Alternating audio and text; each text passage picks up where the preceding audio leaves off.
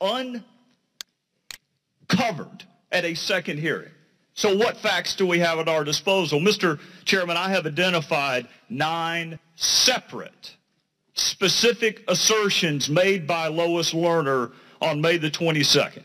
And that was after she asserted her right against privilege. 9 separate factual assertions, including, Mr. Chairman, I have done nothing wrong. I have broken no laws. I have provided no false information to Congress. I have violated no IRS rules. I have violated no IRS regulations. And then, Mr. Chairman, she authenticated a document. All of this, Mr. Chairman, after she invoked her right to remain silent.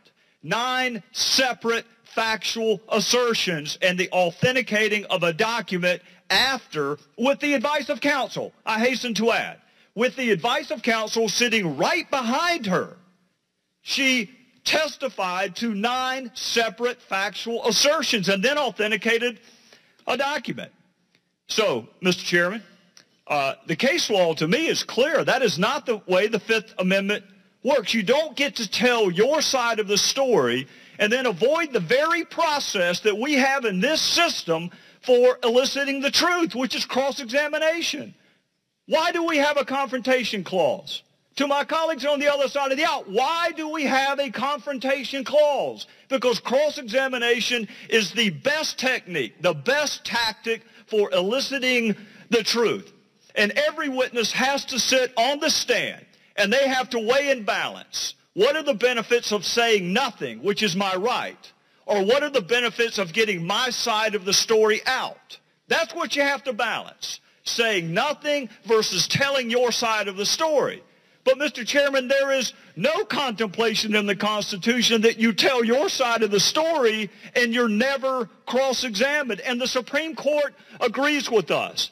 Mr. Chairman, these are just 2 quotes from the Supreme Court. A witness may not testify voluntarily about a subject and then invoke the privilege against self-incrimination when questioned about the details.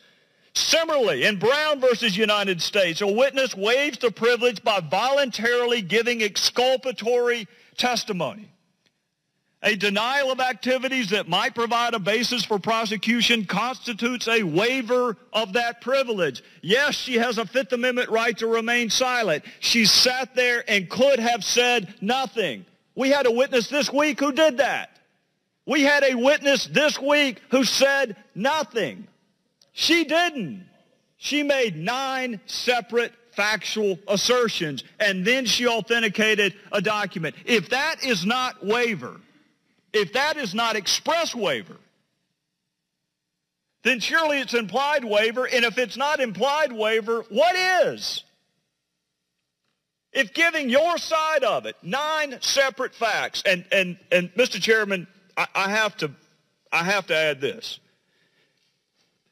Because aside from certain factual assertions, this witness volunteered, and this is important, she testified that she has done, quote, nothing wrong. I know my friends on the other side of the aisle will conclude that is an amazingly broad statement.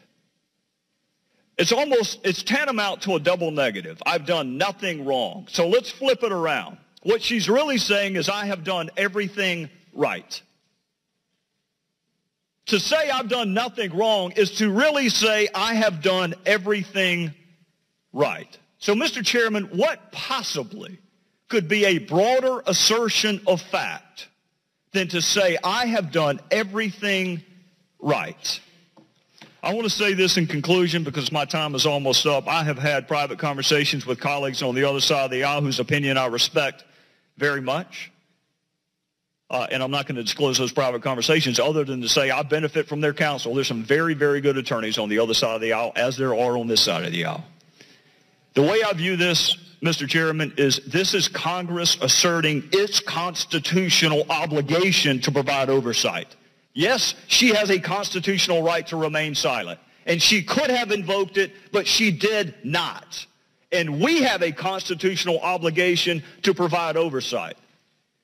So we can have another hearing. I have great respect for the gentlelady from the District of Columbia, but let's be honest with each other.